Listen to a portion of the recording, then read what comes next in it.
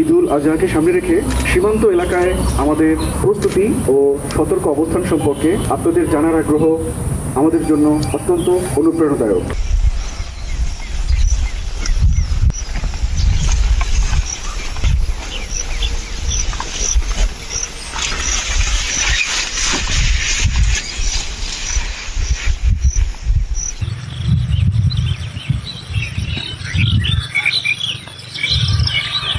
আমি রাজীব হাসান বলছি, সভাপতি চুয়াডাঙ্গা প্রেস ক্লাব।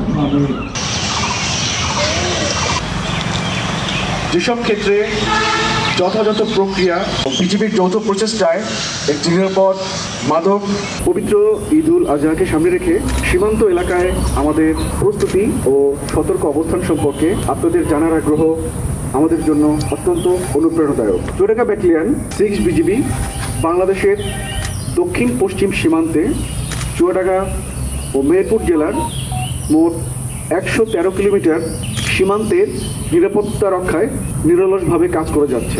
আসন্ন পবিত্র ঈদুল আজহা উপলক্ষে সীমান্ত এলাকায় গরু চোরাচালান এবং কোরবানির পশুর চামড়া পাচারের মতো অপতৎপরতা রোধে বিজিবি সর্বোচ্চ সতর্ক অবস্থানে রয়েছে। চুয়াডাঙ্গা এবং মেহেরপুর জেলায় পর্যাপ্ত পরিমাণে কোরবানির পশুর যোগান রয়েছে। দেশি খামারিরা যাতে ন্যায্য মূল্য পান এবং ক্ষতির মুখে না পড়েন, সেজন্য পার্শ্ববর্তী দেশ থেকে যেন কোনোভাবেই গরু বা কোরবানির পশু অবৈধভাবে আমাদের দেশে প্রবেশ করতে না পারে তা নিশ্চিত করার জন্য সীমান্তে কঠোর নজরদারি, টহল এবং গোয়েন্দা কার্যক্রম চালু রয়েছে।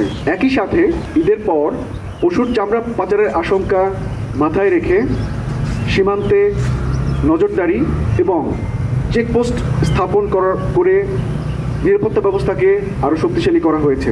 বিজিবি অন্যান্য আইনশৃঙ্খলা বাহিনী ও প্রশাসনের সাথে সমন্বয় রেখে সার্বিক নিরাপত্তা ব্যবস্থা পরিচালনা করছে, যাতে সীমান্তবর্তী অঞ্চলে শান্তি শৃঙ্খলা বজায় থাকে।